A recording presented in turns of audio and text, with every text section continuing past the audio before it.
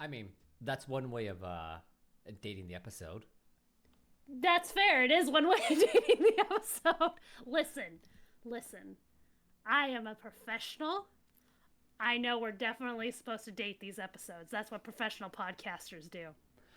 Sure, they just don't know what year, I guess, when it comes down to dating the episode. So it could be like Mother's Day is coming up. Well, that's basically the first half of the year, technically. Yeah. No, listen. The year is 2035. Mm. That's when God, we're recording this I haven't episode. made any progress on anything I needed to do. It was 2035. I'm so behind on so many things. You and me both, buddy. You and me both. Yeah, just like, oh, it's 2035. Shit. I forgot to light my candle. It's tradition that I Yeah, light this candle whenever we podcast. And even though this is not an official episode, I gotta light it. it's an official episode. It's an official episode of Slipping into the DMs. So, welcome back to our second episode of Slipping into the DMs. We completed our second session of our campaign. And with me for this episode, we have the player Shawnee, who gets to play Le Honk. Bow, bow, bow, bow. I thought you were going to go for the joke you were talking about earlier today. Oh, I'm Oh, sorry. You're right. You're right. Ba ba ba bussy. Try to keep it professional, Phil. I think it is. Yeah, Is definitely. is is bussy not formal attire? I don't think so. It's For not. some reason, I I don't think I could walk into the Met Gala wearing a bussy. I think you could. If Lady Gaga walk in a meat suit, I think you can walk in a bussy outfit. Did she also walk in a not walk in? She was carried in a giant egg. I'm sure she was. I You think could that was say the thing. you could say she descended from a flying saucer, and that was proof of aliens to the Met Gala or to the Grammys or to anything. I'd be like, yeah, I believe it. You you could Yeah. tell me that she found Atlantis and she rode in with Aquaman and to do whatever show for the Super Bowl, whatever, and I'd be like, yeah, that sounds like her. I wouldn't be surprised at all. No, Yeah. she could be carried in by two big feet. Listen, she has a lot of riz, and I do not have that riz. I could not pull off a bussy suit. Hmm. You don't know until you try. That face. Also, the fact that I would never be invited to the Met Gala because no one knows who I am. I feel as if you should get cozy up to one person who's famous, and then you get to the Met Gala. Because, like, I'm sure they have, like, plus ones, don't they? Oh yeah, sure. It involve me like knowing someone famous. Critical Role, if you're watching, I'm here for you for They the didn't Met get Gala. they didn't get invited to the Met Gala. They're not famous enough. What? No. That's a crime. Yeah, I know, but you know they didn't. Of course they Yeah, didn't. that's true. They did not. Yeah. Probably. So I'm sorry, they didn't pay. I think it's like 15 grand. Good lord. That's how you get to the Met Gala. I believe you just pay for a ticket. Ugh. Yeah, it's not actually like a. I don't believe it's a super invite thing. I think you just pay for a ticket. Okay, so what I'm hearing is I need to save $15,000. Then I need to get a designer bussy suit, whatever that means. Whatever that means. Hey, you just have to make sure it is the correct year. Like they get out like a theme, and you have to make sure Bussy is on the theme. Whatever that Ju- theme is, I don't know what it is. What do you think a designer would do if I just came up to them and was like, I need an outfit that says bussy? They would tell you to leave, but then if you What if I said I could pay you the amount of see, money? that's the key point. And then you're like, then you pull out that checkbook, and you're like, I got 5 Benjamins here. I got 5 George Washingtons. Why? Why I said checkbook and then you pulled out cash? That's a completely different thing. But Yes. I pull out my checkbook and then I put it away. And then from my bra, I pulled out 5 George Washingtons. yeah, it's like you're like what what modern society thinks all artists are. Like, you're poor. Here's money. Yeah, Make yeah, me a yeah. thing. Yeah, exactly, Uh-huh, exactly. uh-huh. Yeah, they're like, absolutely not. Now wait. Now I'm off to my day job as I leave. Right. I will not do that for you. Mm-hmm. Oh shit! I'm sorry, I got on a tangent. Should we do the episode? That's what we usually are here to do. Yeah, these things. It's yeah, these things that when we do podcasting, we try to do the episode from time to time. We're and then only we get. 5.5 minutes into it. It's fine. It's fine. I'm It's fine. sure our fans come for the intro. You know what? We did worse here than I did with Gimli one. Did we really? I believe we did these nut jokes for only 3.5 minutes. Oh no! I've broken the record. So it looks like Bussy is more powerful than these nuts. Clearly. Clearly. Obviously. Obviously. So just so for the record, if anybody's wanting to know. Excellent. Perfect. Shall we start with a recap? Yeah, let's start with a recap where you guys were in the last episode. So last episode, the siblings have basically headed out on the road, leaving Nola behind and trying to find Master Tish's homeland. And of course, the group left without any idea of what the hell they're doing. They're just like, we're just going to go, and they point a direction. I'm like, that way. No. Le Honk had a whole plan. Mm-hmm. It was perfectly planned out. And the plan was go to the nearest town because Tish probably went through it. That is a fair point. I mean, Nola does sit on the coast, so you can only assume she didn't come out of the water. She is an alligator, so She's an alligator, but I'm not talking like she rose out of the water like, well, like Godzilla. Like Godzilla. Yeah, I guess so. I was like, there's some sort of like religious figure that just came out of the water, but no, Godzilla's better. I like Godzilla. Just come. Godzilla is a religious figure. Nowadays, he is. Yeah, he is. But yeah, no. So that was the whole plan. Yes, you guys left Nola, and you ended up at a rest stop after a day's travel. Essentially, you guys were like, all right, peace. And then you left. We're like, we're just going to head in a direction, and we'll figure it out from there. So the group decided to head to a rest stop. Essentially, the entire continent is built up around different like highways, footpaths, and things like that for people to travel very quickly. And along the way, the part of the Trinity called the Dusk Walkers have basically maintained rest stops. And these are like inns, general stores, stuff that for travelers who might need to resupply, they actually have these little rest points for them. The party decided to sit down, take a rest after a day's travel, and then try to gather information or try to figure out their general direction they needed to go. Shenanigans, of course, happened. Le Honk gathered information from a local proprietress of the inn. I believe Werther's tried to go get food and instead bought a hat. Yes. And then Roberts climbed a tree.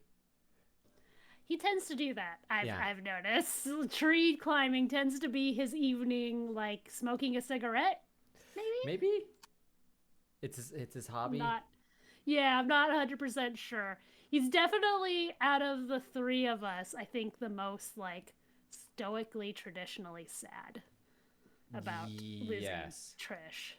I think he's the most sad, and I think he's the one that has the most like obvious trauma, as in he's missing an arm. Maybe it might be the most obvious one there. Yeah, just maybe.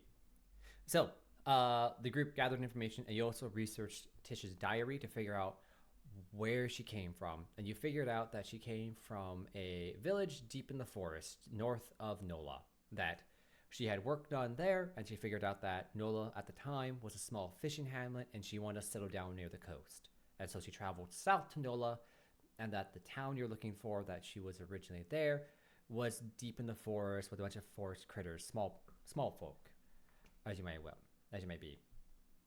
But that's the best you could do. You're like, okay, we know what it is. but you're not 100% certain from her diary exactly where she was from. You also then, I believe it was Leonc, actually got information from the proprietors, which was a groundhog. Groundhog. Yes. Yep. Groundhog named Isabella. Uh, And I definitely remembered that name. yep. Absolutely. Who informed you that there is another two towns north of you, 3 streams, and then farther north you have Wivenhoe. But not a lot of people go to Wivenhoe anymore. That's because, like a lot of American cities, when the big interstates came to be, when old highways were no longer used, people didn't go to those towns, and so they slowly died. Wivenhoe is suffering from that same problem.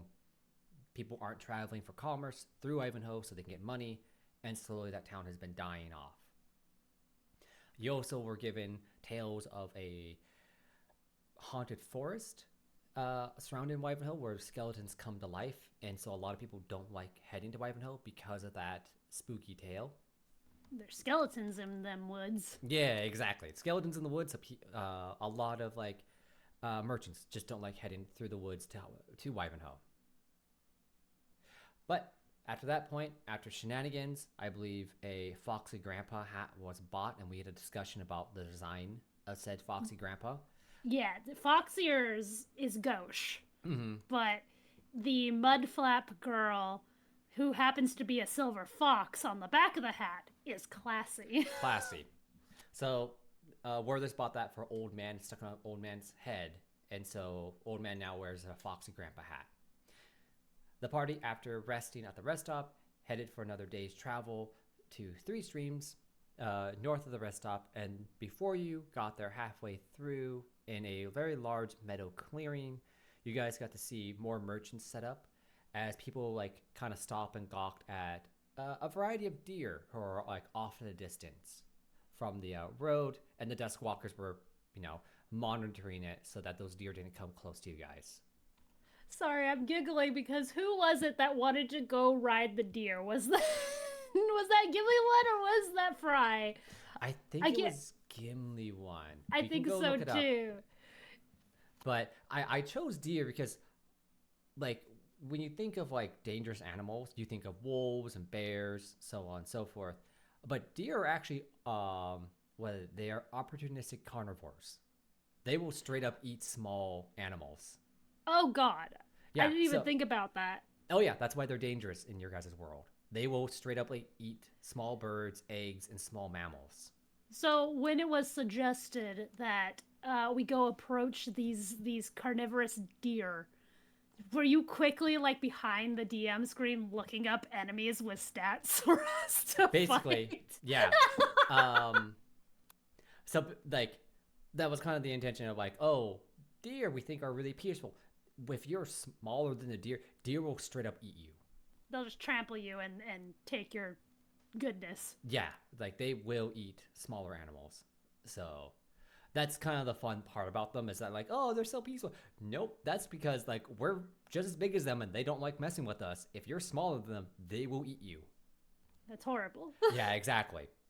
But along the route, as you're traveling, you guys stopped upon a merchant, a raccoon merchant named Dulio, who has his own little carriage and everything like that. He's a traveling merchant and had a variety of wares. Tried to buy things and nothing seemed to strike you guys' fancy, but he did give you a little glass trinket to, I believe, Roberts, which allowed him to cast Glass Shield, a little cantrip, to give him bonus AC.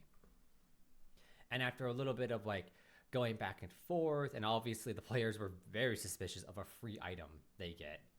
Well, seasoned adventurers, merchants don't just give you crap.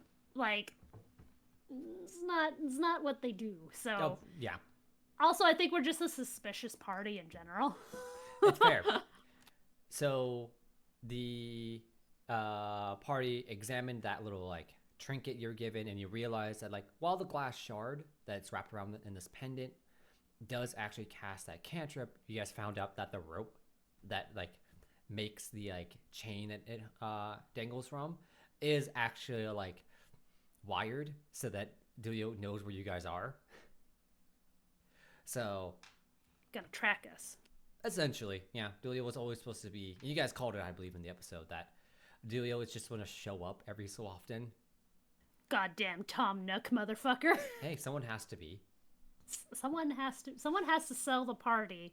Interesting crap, and Yep. that's Duolio and his cousin Duolingo. Yes, but we don't talk about Duolingo. He's in jail for stalking. Oh no!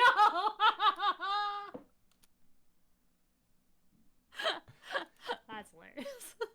So, after that little encounter, the party successfully arrived at Three Streams, which, very much literal to its name, is just a place where three different rivers converge into one that head out into the ocean. You're able to stop by and rest at another inn where you met, I believe, Evan? Was who you Evan, named the Osprey? yeah, the Osprey that runs the tavern in Three Streams. Yep. Yes. And we got a little bit more information from Evan discussing what's happening up in Wivenhoe. Evan describes it like it's economic downturn and that people of the town have probably turned or have turned to banditry because of just they don't have any jobs whatsoever. I believe at the same time, Werther's got to meet the night guard Oscar, Yes, the Great Horned Owl. the Great Horn Owl, who described to you guys that he comes very far from the north. And God, I love his voice. yep. And that if you travel farther north to the farther points of the archipelago, you actually encounter snow. So, Right. yep. And that he was there just Hello. on duty for being a part of the Silent Night. So we're gonna enjoy different weather patterns as we travel across this It's a giant pretty, island. it's a pretty big continent for you guys. So, but after a night's rest, you guys headed out from Three Streams and headed out north. Basically, you guys had a choice. You can head west along the hills. That's the main road that the Duskwalkers have built, and that's the one that's most traveled. If you headed east, that's the old highway, and that heads to Wivenhoe. And you guys obviously were heading towards Wivenhoe. And on your way there, you encountered a overturned cart with a guinea pig named Hall. Yes. Yeah. So, or is it Hale? I'm sorry. Hale was his name. You're right, it is Hale. I Yeah. didn't actually write his name down because I didn't think he was going to be an important character. Essentially, you guys figured out that Hale got caught in a trap that flipped his cart over on top of him, and that he was basically carrying a white powder that he said is good for fertilizer, that you can mix into the soil and it's good for growing plants. After you right his cart and he scurries off, I believe we joked that he gets caught in another trap like a fly swatter. Yeah. But- like 10 feet down the road or something Yeah. like that. After you allow or like help him out of his cart, you then continue heading north where you run into three bandits, a raccoon and two quokkas, all dressed in bones, and they proceed to try to intimidate the three of you into dropping your valuables and running. And the group essentially, or I should say Le Honk, essentially said, "I'll give you $100 to fuck off." Yep. And then they countered with 105 in the hat. Which The was a very Foxy contentious Grandpa. point. Yes, apparently. it was. That was almost a deal breaker. Not wanting to give up the hat. I was like, give him the damn hat. No, it's my hat. But a deal was brokered, and you guys were able to avoid a combat situation with these three bandits. And you find out the bandits are Erkin for one quokka, Muhammad for another quokka, and the raccoon was Alana.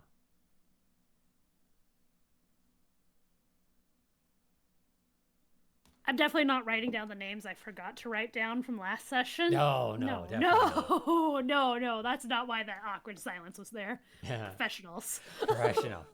And essentially, you guys inquire to why they're being bandits, and they just explain to you that there are no jobs for them to have back in Wivenhoe, and that they've just resorted to stealing so they can pay for food and other things.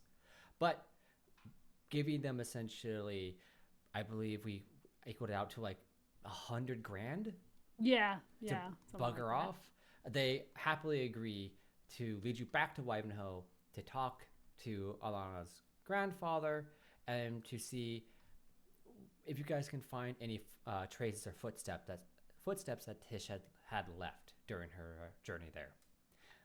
You guys make it back, and you meet Alana's grandfather, who we've called Grandpa Sanders, Old Man Sanders. Yes, Old Man Sanders. Yes. Who tells you that the mill that Tish had built so many years ago is actually a bone mill. So they grind up old bones when travelers come in from hunts. They just buy the bones out, they grind them, and they used to make a special type of engineered stone. But they don't know what that recipe is anymore. But obviously, with diary, you guys do have that recipe because Tish is the one who invented it. Le Honk, trying to keep the diary a secret, was like, do you have a records hall or a library we could go and research this recipe? And freaking Gimli one is like, no, we have this MacGuffin here, right here. Yep. But nonetheless, you guys figured out that the engineered stone in question is actually bone china, or a different type of porcelain, essentially. And that the statue of Tish that's actually in the middle of town was made out of this engineered stone. It basically was really weather resistant, even though it was probably made like decades and decades ago. Upwards of 100 years ago. It still held its features. So you all decided that you have a general idea of how the stone was made, and so you decide to head over to the bone mill to see if you guys find any more clues. And obviously it was locked because Hale was gone, and so you busted a window to try to get in, and that triggered the security settings, which summoned a giant skeleton dog out of all the bones that were laying around. And that's where it left us. You guys were just facing down a bone golem that Tish had set up just in case someone was going to try to break into the mill. We thought we were going to bone down in the bone zone, but it actually turns out. Oh no, I'm the one who's getting boned. We're boned. Yeah. Wait, do I have that thing? I do.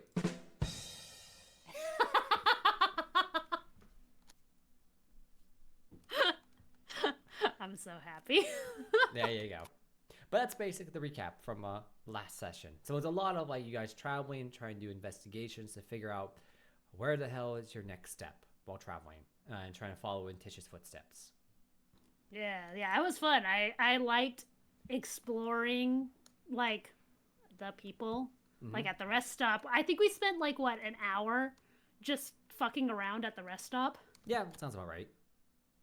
And that was a lot of fun. I liked that I got to introduce Le Honk's personality of wanting to go dancing, and he has a whole gaming hall with free booze and all the accoutrements that he wants. That was a lot of fun.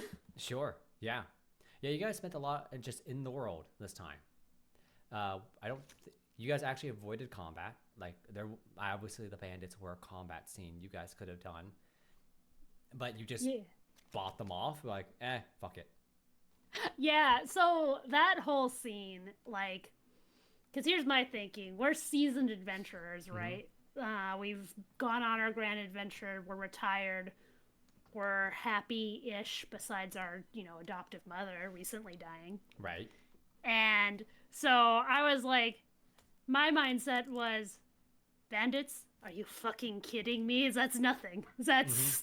pish posh. And obviously you would have scaled it for our party, so that way it would have been, we didn't just smear them across the road. Of course.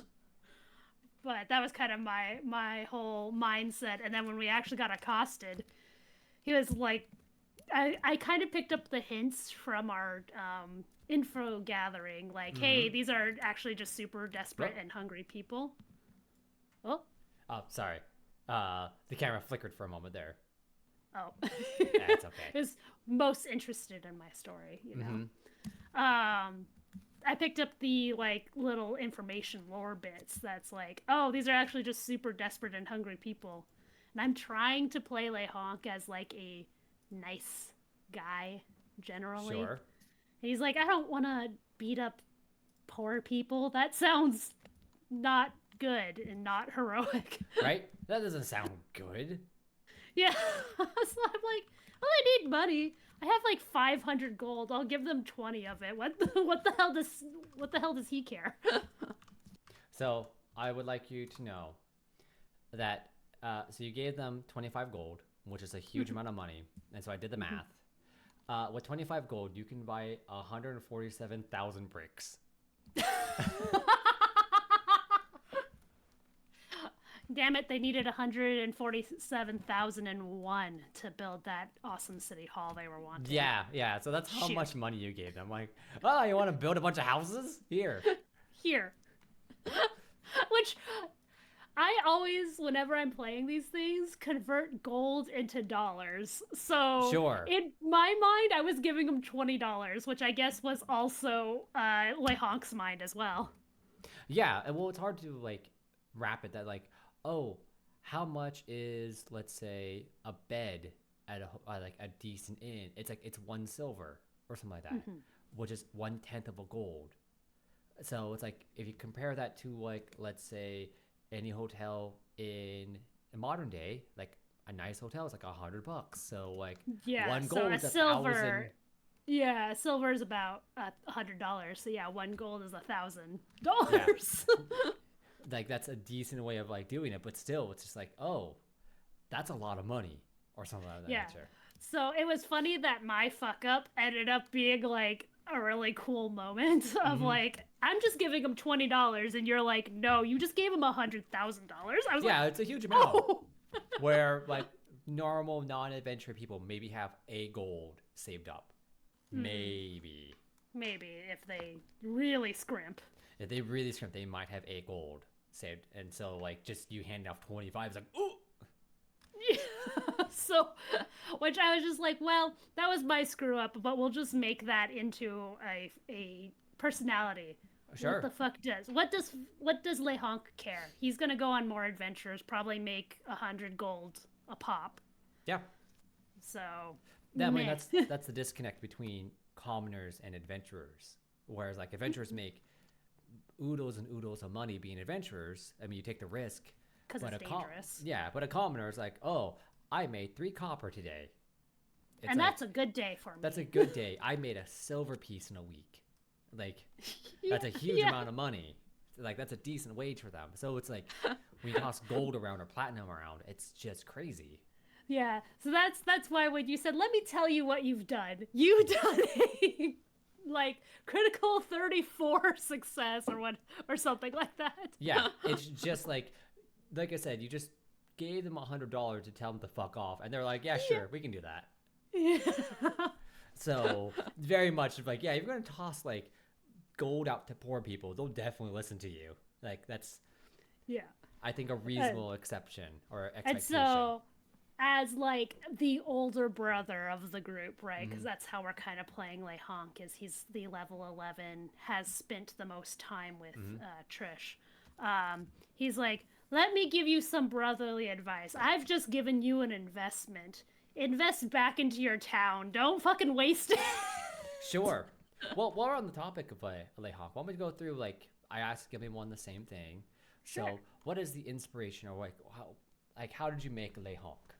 Okay, so it's a little bit of a long story. Every character I make is somehow a joke character. That seems like be a common theme currently. Yeah. So it always starts off as a random thing that I find hilarious.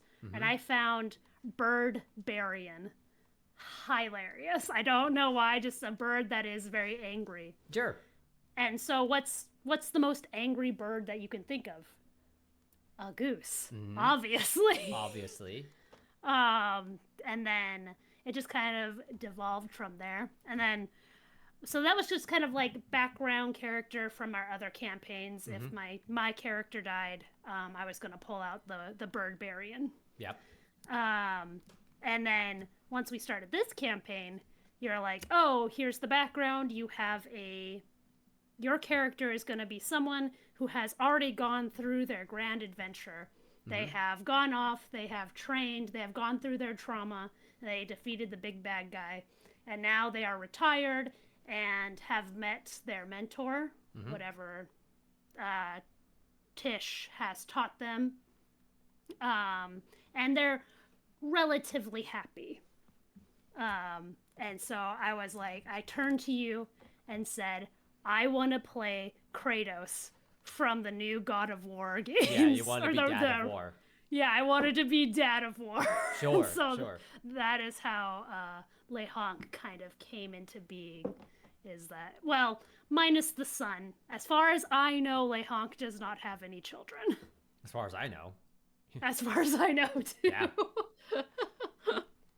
So, if I remember correctly, when you came up with the bird variant originally, it was supposed to be a flightless bird, like a kickapoo.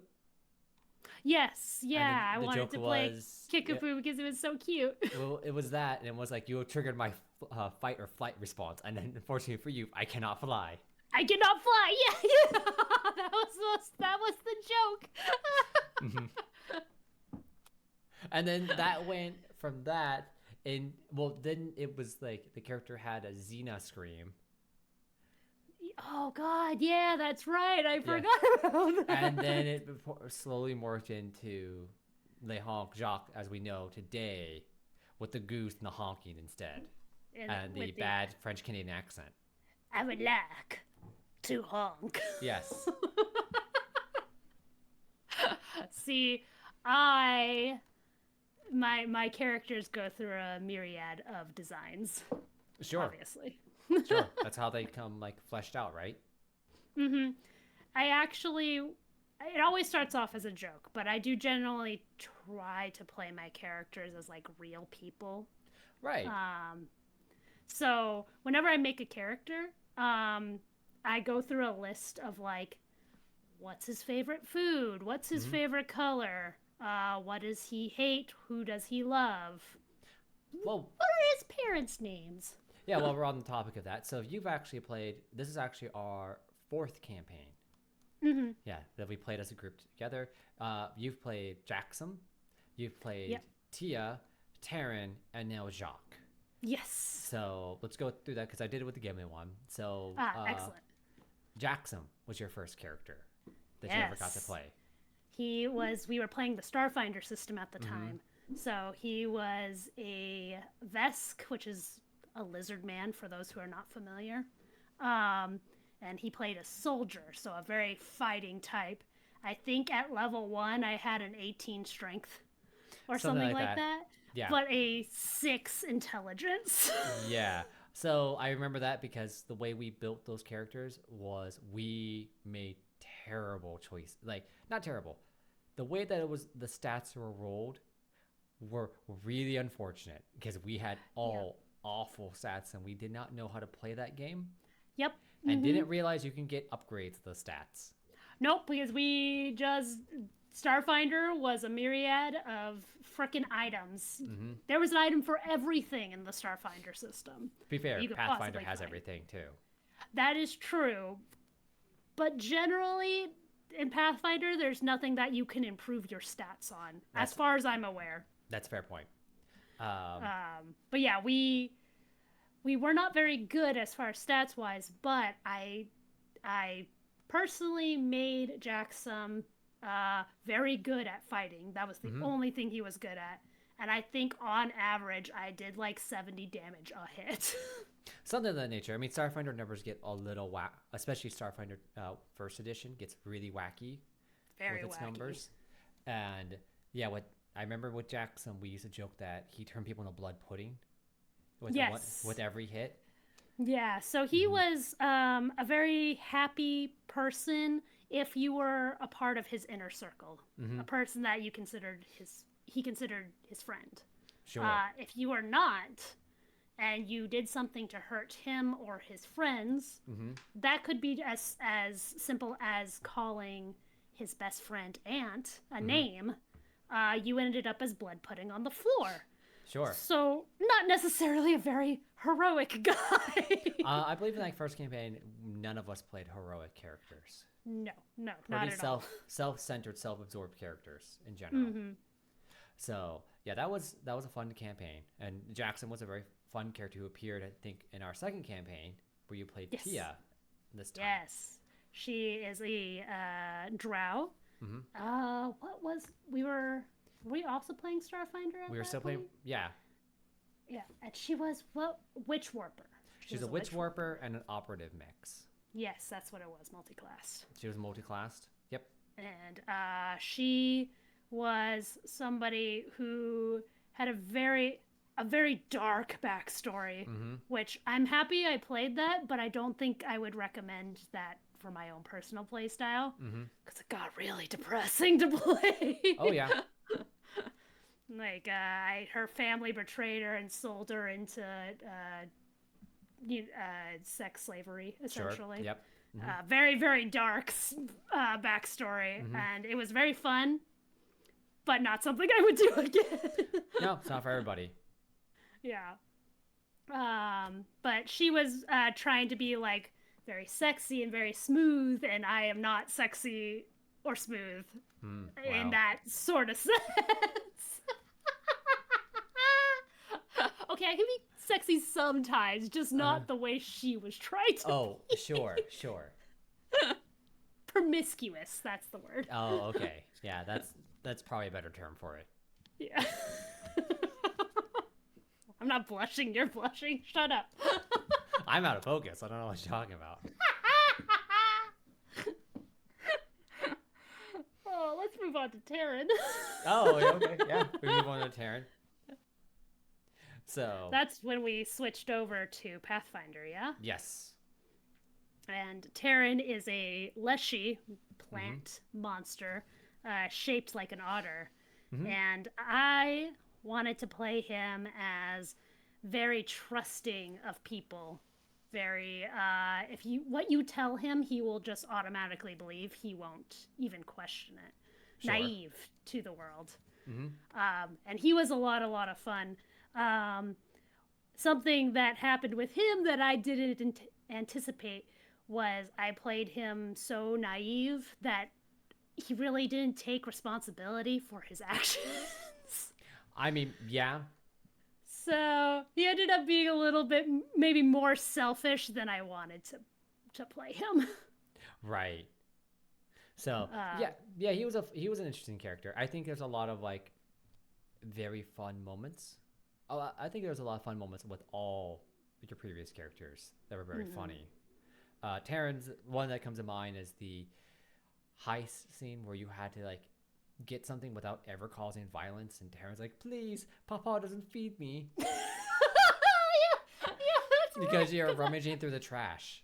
I was trying to find like information or something, and I ended up rolling like crap. So you're like, yeah, Taryn's just digging through the trash. And the NPC at the time was like, could you please get your child to stop digging through my trash? And I was like, Papa doesn't ever feed me. Yes.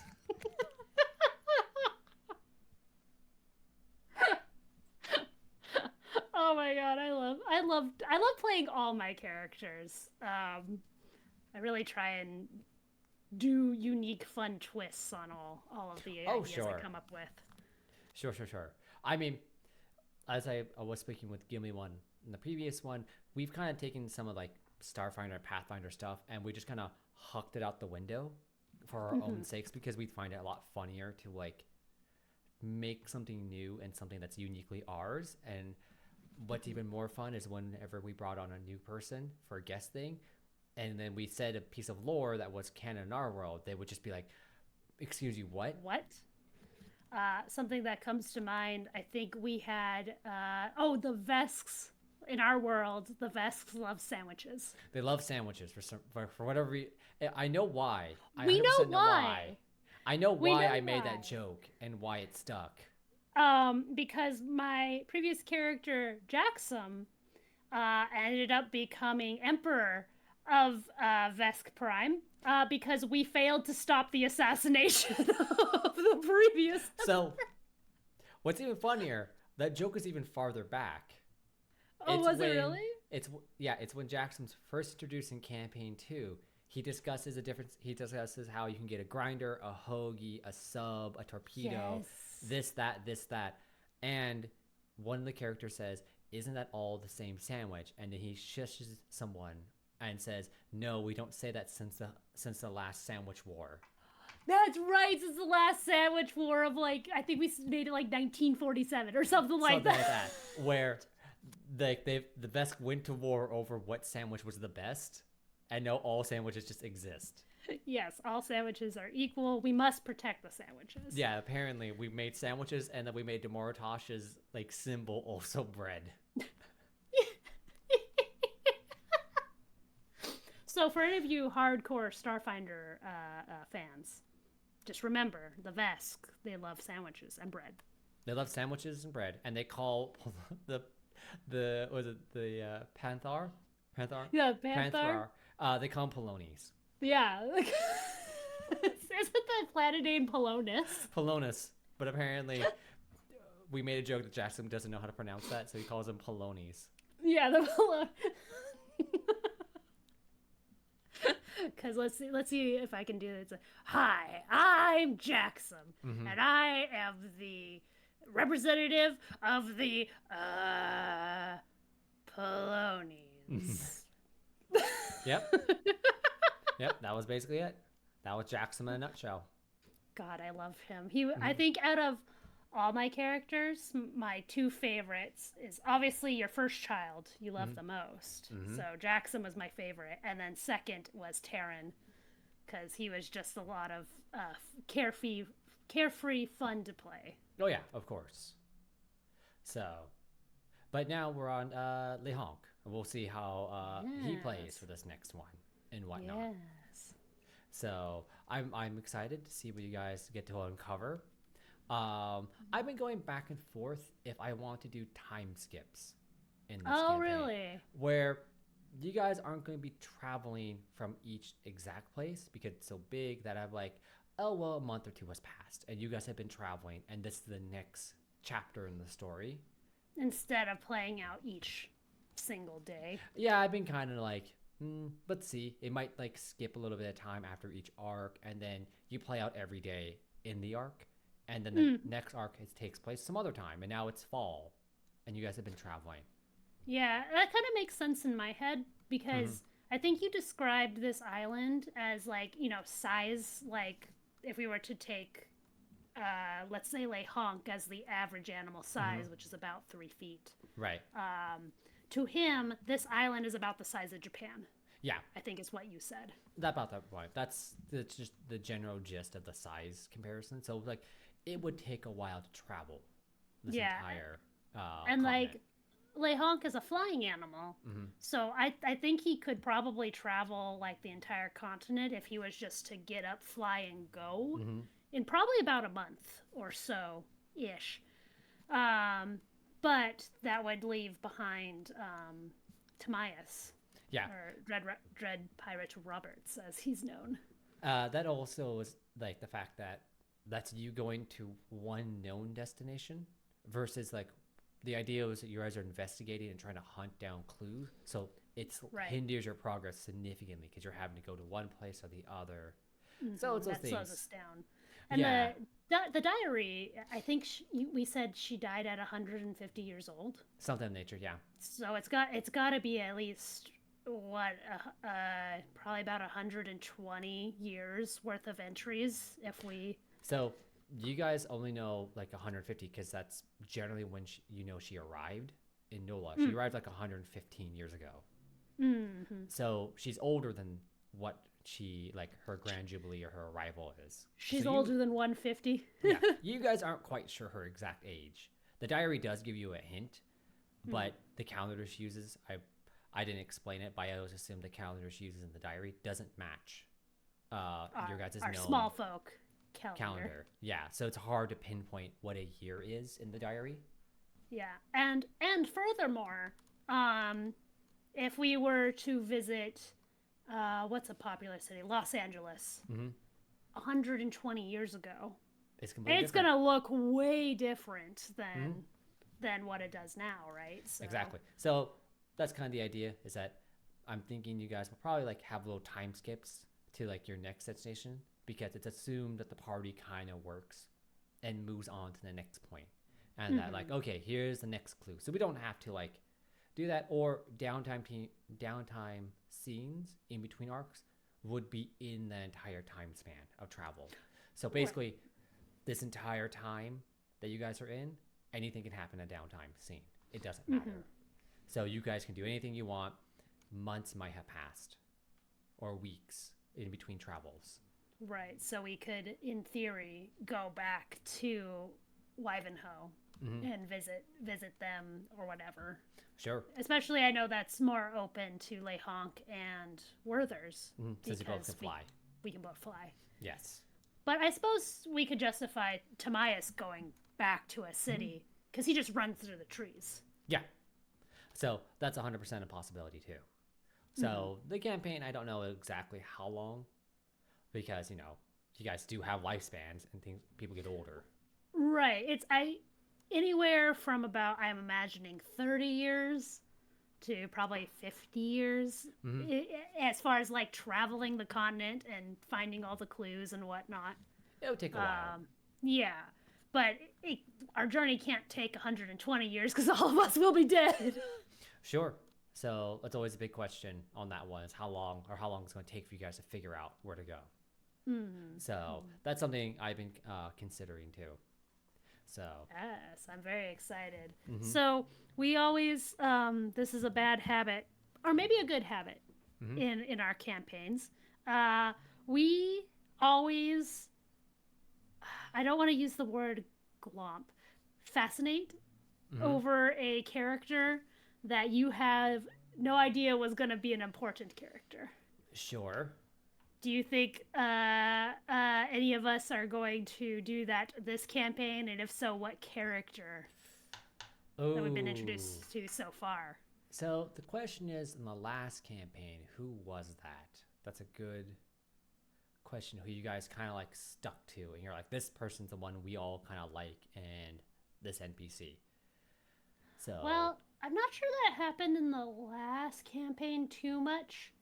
We kind of were more goal oriented in the last campaign than like role play oriented. Right. Keep hitting my mic, sorry. But the campaign before that, it was everybody glomped onto this character. It was Jerry. My character married that character. Yeah. So the party loved the character Jerry. Yes, it was Jerry. Yeah, 100% that. So it's hard to tell with this group if they're going to like latch on to a single like thing that's like the thing they want to like, the person they want to talk to, or it's the thing they want to continue to like look at, or like they want to continue interacting with. So as a heads up, that's the thing about like when players glomp onto NPCs or ideas, you have no idea which one it's going to be.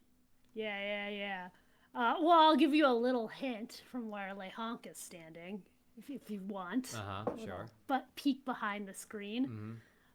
Alana, I'm going to guess Lehonk is going to be fascinated with her.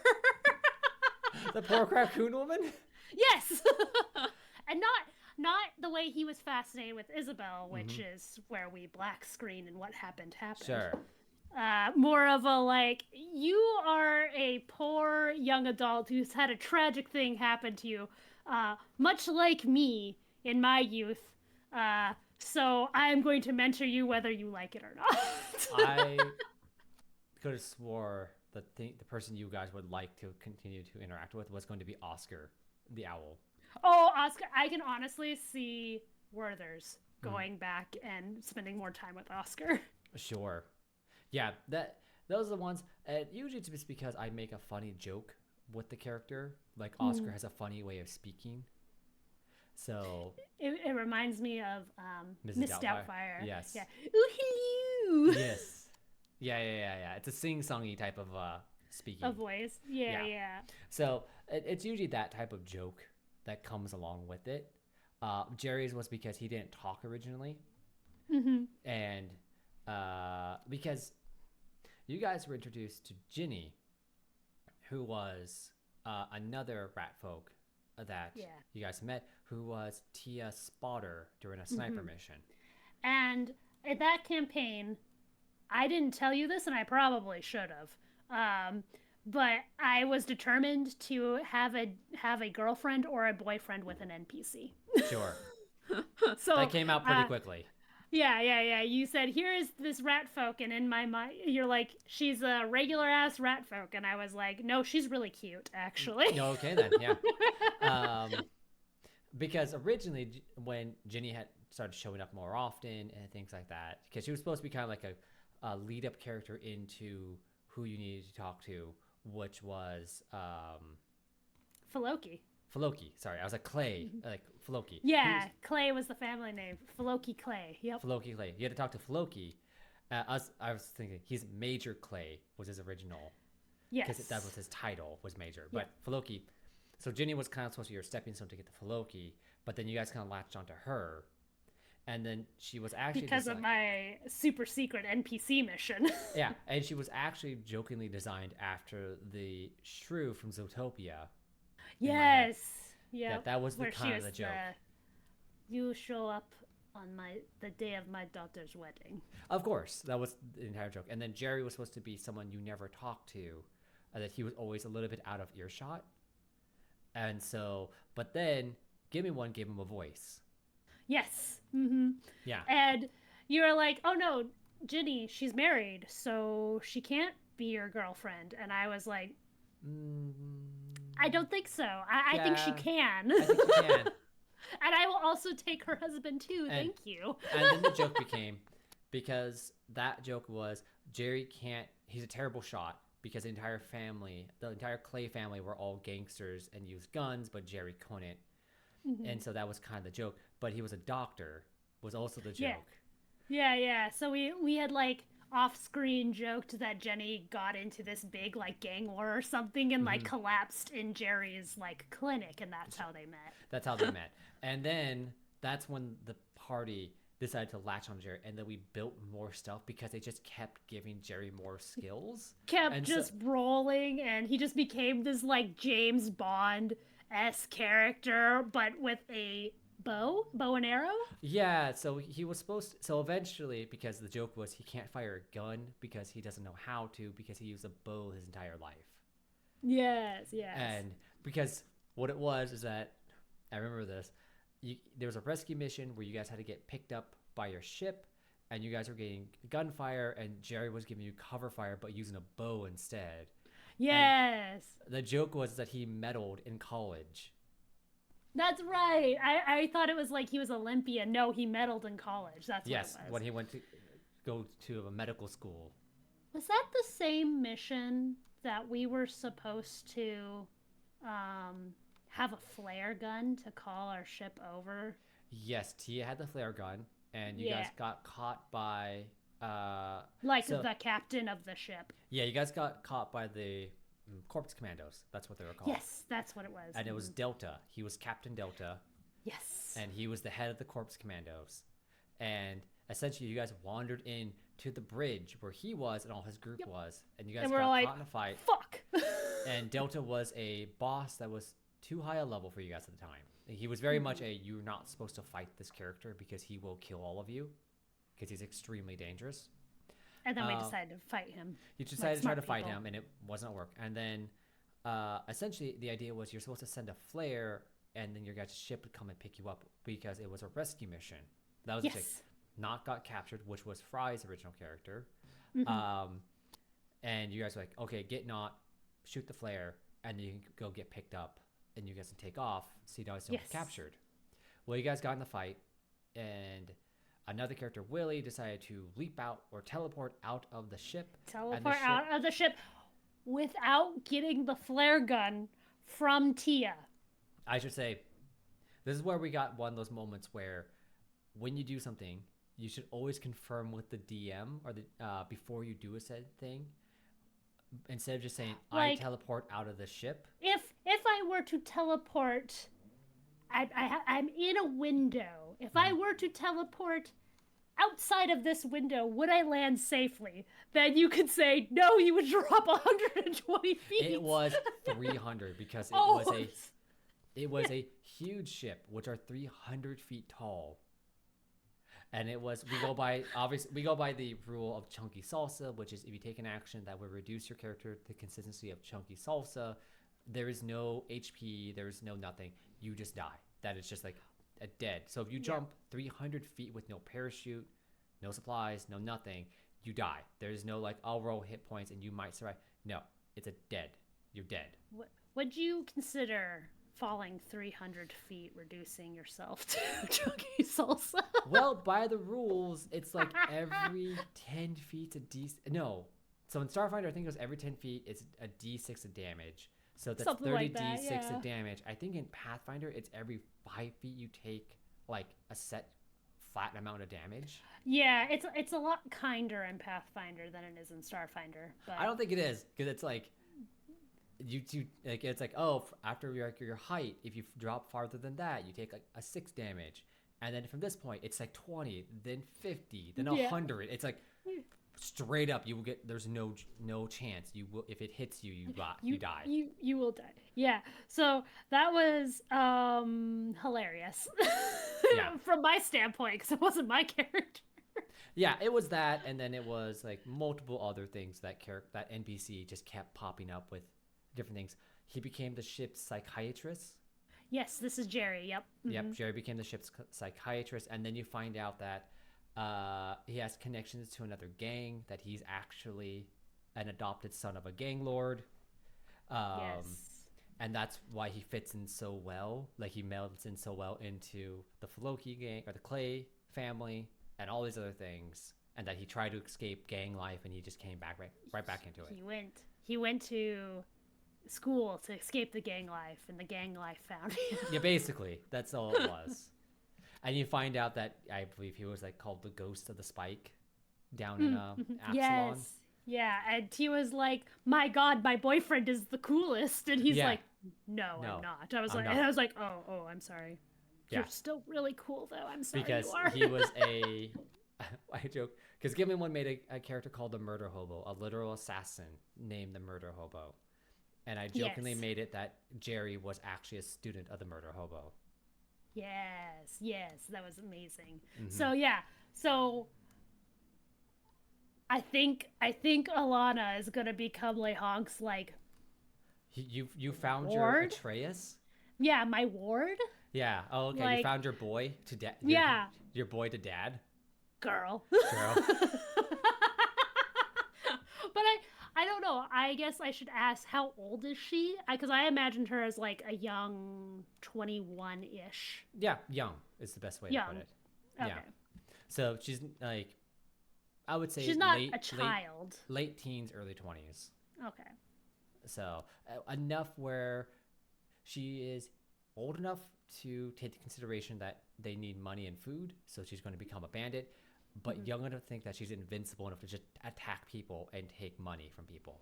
Yeah. So I was like, because whenever between actual game sessions, I always think about, what is my next move? What am I going to do? Well, obviously the next move is we're going to beat the bone dog. Yep. Grind it up into bone meal and make bone china. Yep. But after that, what is like the move? And I was like, well, I think Lehonk, did you want me to share my backstory while I'm here? Just like little bit? You could if you want, or that can come out naturally in the game. Okay.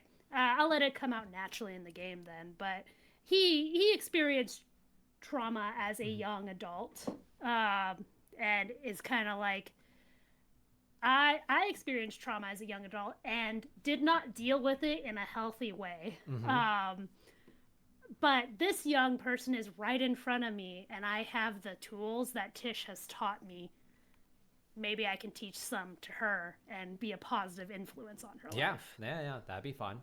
Yeah, so that's kind of like the peek behind what I'm thinking about. I don't know if that's how it's going to play out. I might totally ruin it, and she becomes the villain of this campaign.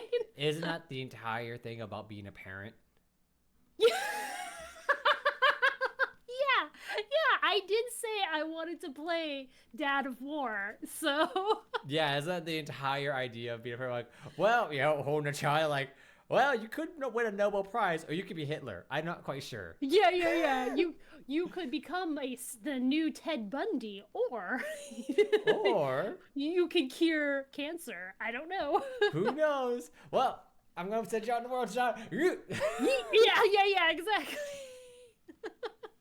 So, it's a question there of how that character's going to be and how you're going to like interact and set them on the course for their life in that sense. So, yeah, I think that's a very interesting path to do for the honk. Yeah, because I was like, all my past characters have tended to be a little bit more evil and a little bit more self-centered. Mm-hmm. And I decided, and especially with the background of this campaign that you presented to us, I decided I wanted to play a more traditionally good person. Sure. I think it's very fun. I think in the next couple campaigns I have planned, there's room to be ambiguous or even evil. It's very fine. I told one to Gimli one that one of the settings I want to do is everyone's undead. Oh, okay. We all wake up in the same graveyard. Nice. We'll all wake up in the bone zone. All wake up in the bone zone. Everyone's undead of some sort. I think that would be a very fun thing, a very fun mystery to try to solve. So we could do like undead like vampires, or are we thinking more like zombies or both? Anything. It just anything. You have to be an undead. Excellent. I like that. There's that one. There, of course, we have a Wild West one I've been working on, a Western.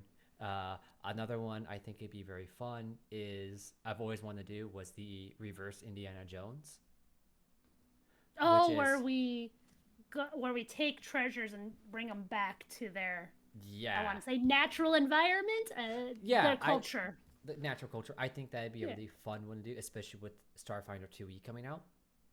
That the goal of the party is to, one, stop people from taking treasures, and to reclaim said treasures and take them back to their original planet, original culture, and not have the culture ever see you. So it just returns and then it's there.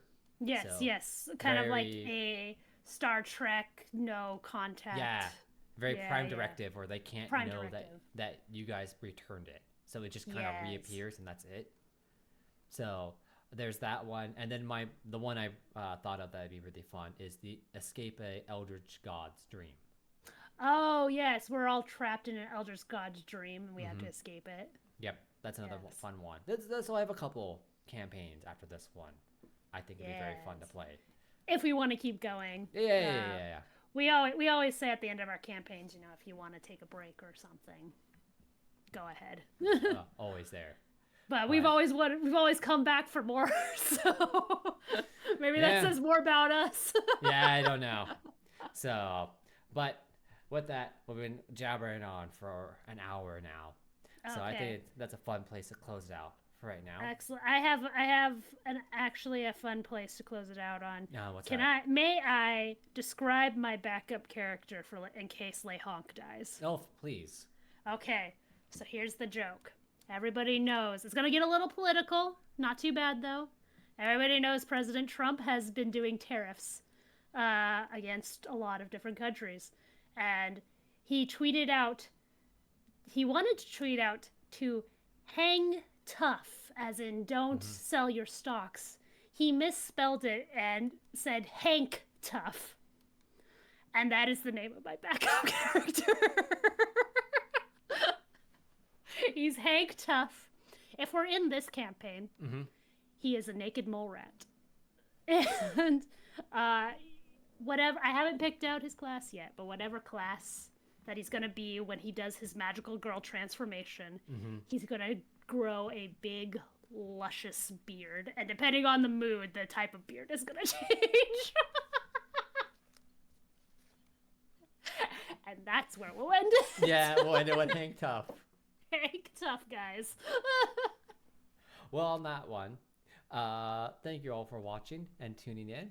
I hope to see you in our next campaign session. And until next time, I would say bye-bye. Bye, Bussy.